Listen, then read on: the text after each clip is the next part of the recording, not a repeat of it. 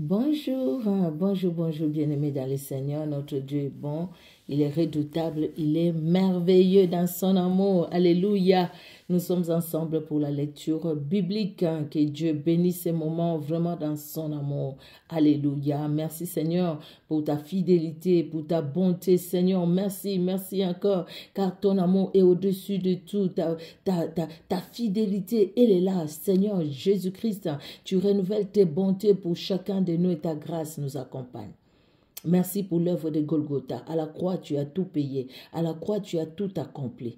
Merci Seigneur Dieu de gloire. Alléluia. Pour le Saint-Esprit qui est à l'œuvre. Et merci pour ce moment. Nous disons non au diable et à ses acolytes. Nous renonçons à tout ce qui ne te confesse pas dans nos vies, dans nos familles, au nom de Jésus. Nous refusons toute oppression, tout envoûtement au nom de Jésus. Toute poursuite contre nous au nom de Jésus. Nous frappons d'aveuglement tout ce qui est de l'ennemi au nom de Jésus.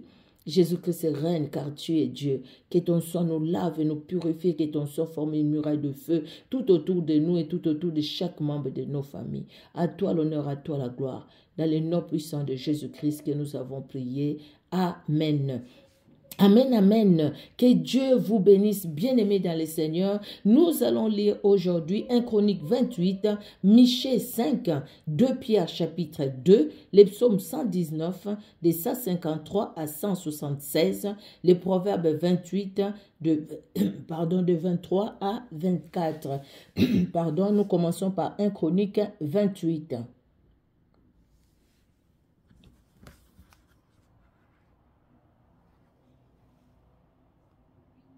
À Jérusalem tous les chefs d'Israël, les chefs des tribus, les chefs des divisions au service du roi, les chefs de milliers et les chefs de centaines, ceux qui étaient en charge sur tous les biens et les troupeaux du roi, et auprès de ses fils, les eunuques, les héros de tous les hommes vaillants.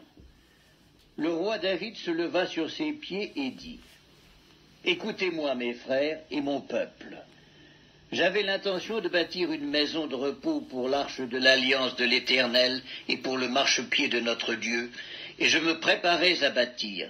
Mais Dieu m'a dit : tu ne bâtiras pas une maison à mon nom, car tu es un homme de guerre et tu as versé du sang.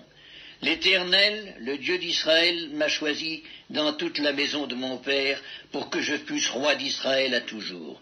Car il a choisi Juda pour chef, il a choisi la maison de mon père dans la maison de Juda, et parmi les fils de mon père, c'est moi qu'il a voulu faire régner sur tout Israël. Entre tous mes fils, car l'Éternel m'a donné beaucoup de fils, il a choisi mon fils Salomon pour le faire asseoir sur le trône du royaume de l'Éternel sur Israël. Il m'a dit : Salomon, ton fils, bâtira ma maison et mes parvis, car je l'ai choisi pour mon fils, et je serai pour lui un père. J'affermirai pour toujours son royaume, s'il reste attaché comme aujourd'hui à la pratique de mes commandements et de mes ordonnances. Maintenant, aux yeux de tout Israël, de l'assemblée de l'Éternel, et en présence de notre Dieu, qui vous entend, observez et prenez à cœur tous les commandements de l'Éternel votre Dieu, afin que vous possédiez ce bon pays et que vous le laissiez en héritage à vos fils après vous, à perpétuité. Et toi, Salomon, mon fils, connais le Dieu de ton père et sers-le d'un cœur dévoué et d'une âme bien disposée, car l'Éternel sonde tous les cœurs et pénètre tous les desseins et toutes les pensées. Si tu le cherches, il se laissera trouver par toi, mais si tu l'abandonnes, il te rejettera pour toujours. Considère maintenant que l'Éternel t'a choisi afin que tu bâtisses une maison qui serve de sanctuaire. Fortifie-toi et agis. » David donna à Salomon son fils le modèle du portique et des bâtiments, des chambres du trésor, des chambres hautes, des chambres intérieures et de la chambre du propitiatoire. Il lui donna le plan de tout ce qu'il avait dans l'esprit touchant les parvis de la maison de l'Éternel et toutes les chambres alentour pour les trésors de la maison de Dieu et les trésors du sanctuaire, et touchant les classes des sacrificateurs et des Lévites, tout ce qui concernait le service de la maison de l'Éternel et tous les ustensiles pour le service de la maison de l'Éternel. Il lui donna le modèle des ustensiles d'or, avec le poids de ce qui devait être d'or, pour tous les ustensiles de chaque service, et le modèle de tous les ustensiles d'argent, avec le poids pour tous les ustensiles de chaque service. Il donna le poids des chandeliers d'or et de leurs lampes d'or, avec le poids de chaque chandelier et de ses lampes, et le poids des chandeliers d'argent, avec le poids de chaque chandelier et de ses lampes, selon l'usage de chaque chandelier. Il lui donna l'or au poids pour les tables des pains de proposition pour chaque table, et de l'argent pour les tables d'argent. Il lui donna le modèle des fourchettes, des bassins et des calices d'or pur, le modèle des coupes d'or avec le poids de chaque coupe, et des coupes d'argent avec le poids de chaque coupe, et le modèle de l'autel des parfums en or épuré avec le poids. Il lui donna encore le modèle du char, des chérubins d'or qui étendent leurs ailes et couvrent l'arche de l'alliance de l'Éternel. C'est par un écrit de sa main, dit David, que l'Éternel m'a donné l'intelligence de tout cela, de tous les ouvrages de ce modèle. David dit à Salomon son fils, « Fortifie-toi, prends courage et agis, ne crains point et ne t'effraie point. Car l'Éternel Dieu, mon Dieu, sera avec toi. Il ne te délaissera point, il ne t'abandonnera point, jusqu'à ce que tout l'ouvrage pour le service de la maison de l'Éternel soit achevé. Voici les classes des sacrificateurs et des Lévites pour tout le service de la maison de Dieu. Et voici près de toi, pour toute l'œuvre, tous les hommes bien disposés et habiles dans toute espèce d'ouvrage, et les chefs et tout le peuple dociles à tous tes ordres. » Alléluia. David dit à son fils Salomon, « Fortifie-toi et prends courage. » Vous voyez ces paroles? Dieu l'a dit à Josué quand il lui donne une mission accomplie qui n'était pas facile. Il savait qu'il va rencontrer, il y aura des combats, et des combats, pas des faibles combats, des grands combats. Il les savait, Dieu savait que David et Josué allaient rencontrer les murailles de Jéricho, qu'il allait conduire ces peuples qui n'étaient pas faciles à conduire. Dieu lui a dit, fortifie-toi et prends courage. Et regardez, David, il va dire les mêmes choses, la même parole à son fils, parce qu'il sait que la responsabilité au fait qu'il va avoir, Salomon, ce n'était pas une faible responsabilité, c'était une grande responsabilité. Conduire le peuple de Dieu, être à la tête des peuples de Dieu, être les bergers, c'était pas facile. David lui-même le savait. Il dit à Salomon, le verset 20, son fils, fortifie-toi, prends courage et agis, ne crains point et ne t'effraie point, car l'Éternel Dieu, mon Dieu, sera avec toi. Il ne te délaissera point, il ne t'abandonnera point, jusqu'à ce que tout l'ouvrage pour le service de la maison de l'Éternel soit achevé. Construire le temple, c'était pas facile. Il y avait les combats de gauche à droite. C'est comme notre marche chrétienne, bien aimé. Ce n'est pas facile, les combats gauche à droite. Mais nous prenons alors cette exhortation. Nous disons, fortifie-toi et prends courage. Ne t'effraie pas, parce que l'Éternel est avec toi. Alléluia. Fortifie-toi et prends courage. Que Dieu, dans son amour, vraiment nous conduise afin que nous puissions nous fortifier et prendre courage. Amen, amen. Nous passons au deuxième texte, Michée chapitre 5, ou deuxième passage biblique que nous lisons aujourd'hui. Michée chapitre 5. Alors, Michée chapitre 5, c'est pas long. Michée chapitre 5. Et toi, Bethléem Ephrata, petite entre les milliers de Juda, de toi sortira pour moi celui qui dominera sur Israël, et dont l'origine remonte aux temps anciens, au jour de l'éternité. C'est pourquoi il les livrera jusqu'au temps où enfantera celle qui doit enfanter, et le reste de ses frères reviendra auprès des enfants d'Israël. Il se présentera et il gouvernera avec la force de l'Éternel, avec la majesté du nom de l'Éternel son Dieu. Et ils auront une demeure assurée, car il sera glorifié jusqu'aux extrémités de la terre. C'est lui qui ramènera la paix. Lorsque l'Assyrien viendra dans notre pays, qu'il pénétrera dans nos palais, nous ferons lever contre lui 7 pasteurs et 8 princes du peuple. Ils feront avec l'épée leur pâture du pays d'Assyrie et du pays de Nimrod au-dedans de ses portes. Il nous délivrera ainsi de l'Assyrien lorsqu'il viendra dans notre pays et qu'il pénétrera sur notre territoire. Le reste de Jacob sera au milieu des peuples nombreux, comme une rosée qui vient de l'Éternel, comme des gouttes d'eau sur l'herbe. Elles ne comptent pas sur l'homme, elles ne dépendent pas des enfants des hommes. Le reste de Jacob sera parmi les nations, au milieu des peuples nombreux, comme un lion parmi les bêtes de la forêt, comme un lionceau parmi les troupeaux de brebis. Lorsqu'il passe, il foule et déchire et personne ne délivre.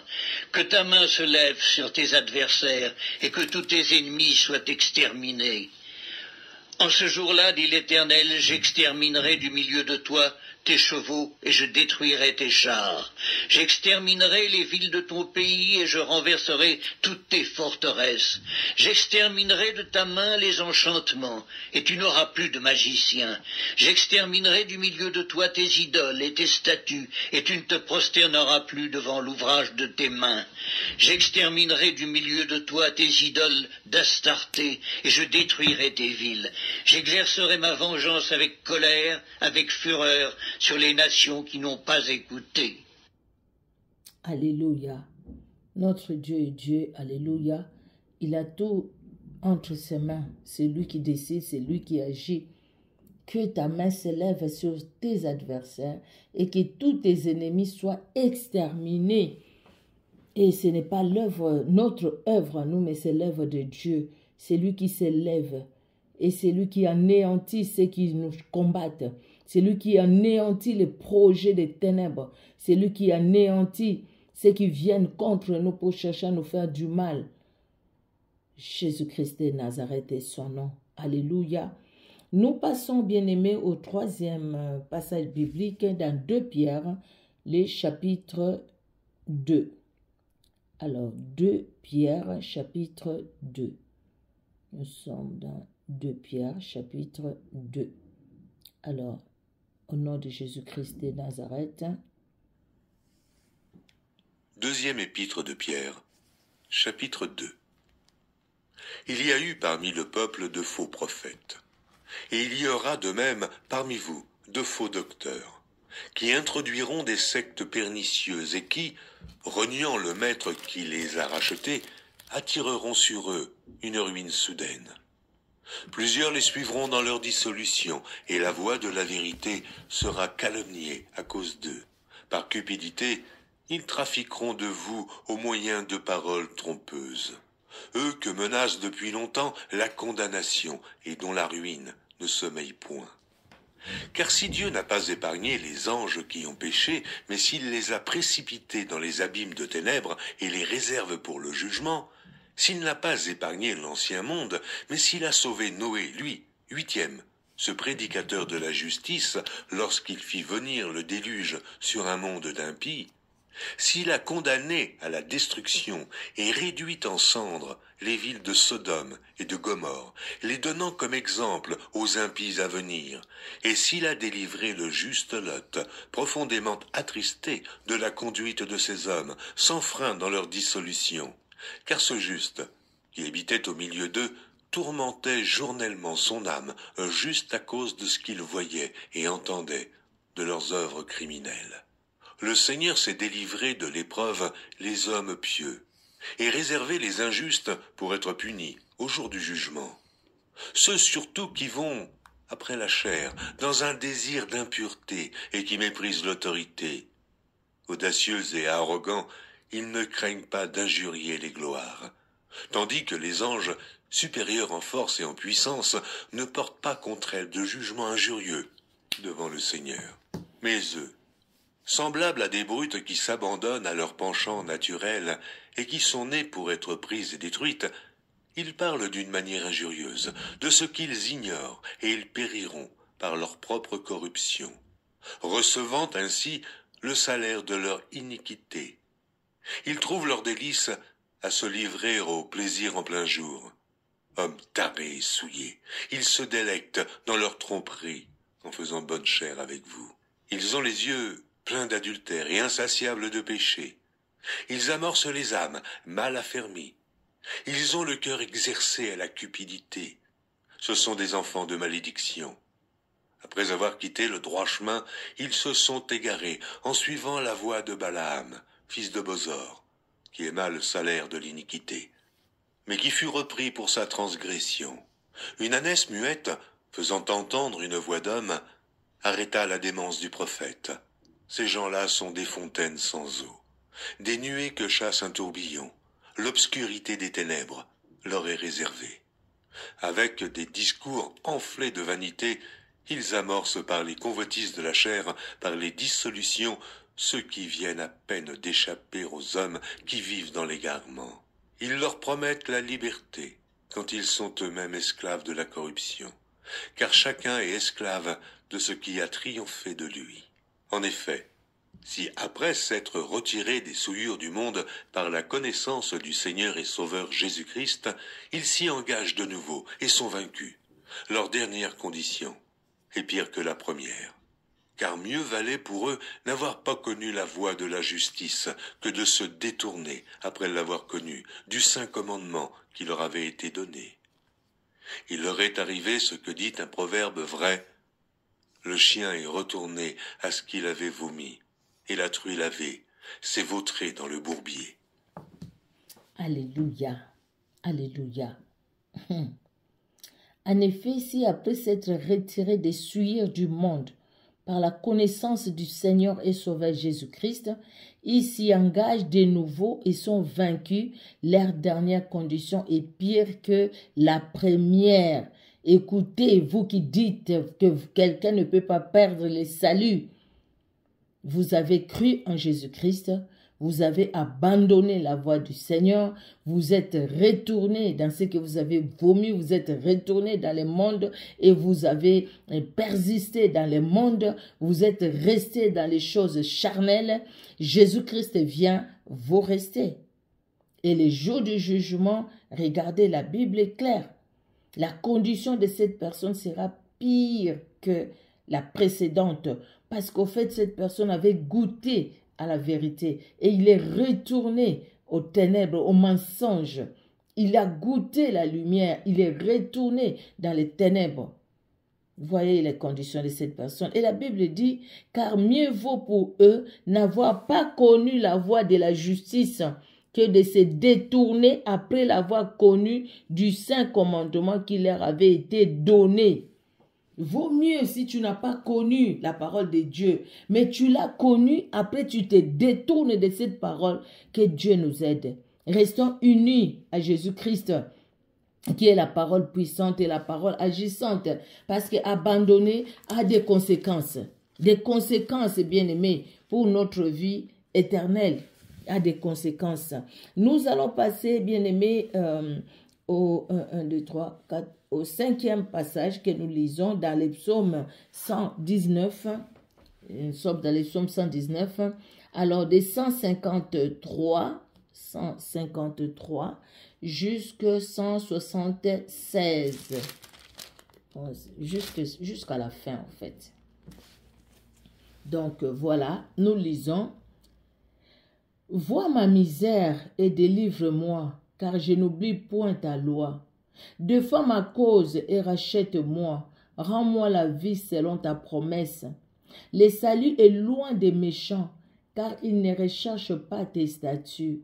Tes compassions sont grandes, ô Éternel. Rends-moi la vie selon tes jugements. Mes persécuteurs et mes adversaires sont nombreux. Je ne m'écarte point de tes préceptes. Je vois avec dégoût des traîtres qui n'observent pas ta parole. Considère que j'aime tes ordonnances. Éternel, rends-moi la vie selon ta bonté. Les fondements de ta parole est la vérité, et toutes les lois de ta justice sont éternels. Des princes me persécutent sans cause, mais mon cœur ne tremble qu'à tes paroles. Des princes me persécutent sans cause, mais mon cœur ne tremble qu'à tes paroles. Je me réjouis de ta parole comme celui qui trouve un grand butin. Je déteste les mensonges, j'aime ta loi. 7 fois le jour, je te célèbre à cause de loi de ta justice. Il y a beaucoup de paix pour ceux qui aiment ta loi et il ne leur arrive aucun malheur. J'espère à ton salut, ô Éternel, et je pratique tes commandements. Mon âme observe tes préceptes et je les aime beaucoup. Alléluia. Je garde tes ordonnances et tes préceptes, car toutes mes voies sont devant toi. Que mon cri parvienne jusqu'à toi, ô Éternel. Donne-moi l'intelligence selon ta promesse. Alléluia. Que ma supplication arrive jusqu'à toi. Délivre-moi selon ta promesse. Que mes lèvres publient ta louange, car tu m'enseignes tes statuts. Amen. Que ma langue chante ta parole, car tous tes commandements sont justes. Alléluia. Que ta main me soit en aide, car j'ai choisi tes ordonnances. Amen. Je soupire après ton salut, ô Éternel, et ta loi fait mes délices. Amen, amen. Que mon âme vive et qu'elle te loue, et que tes jugements me soutiennent. Je suis errant comme une brebis perdue. Cherche ton serviteur, car je n'oublie point tes commandements. Je n'oublie point tes commandements, et ta parole est constamment, Seigneur Dieu de gloire, devant moi.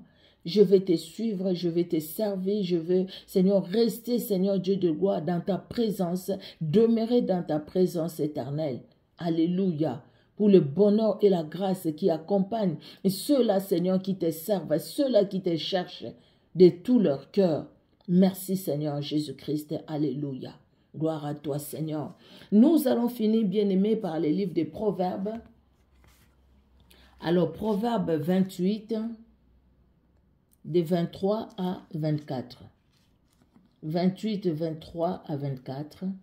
Celui qui reprend les autres trouve ensuite plus de faveur que celui dont la langue est flatteuse. Celui qui vole son père et sa mère et qui dit « ce n'est pas un péché » est les compagnons du destructeur. Les compagnons du destructeur. Alléluia.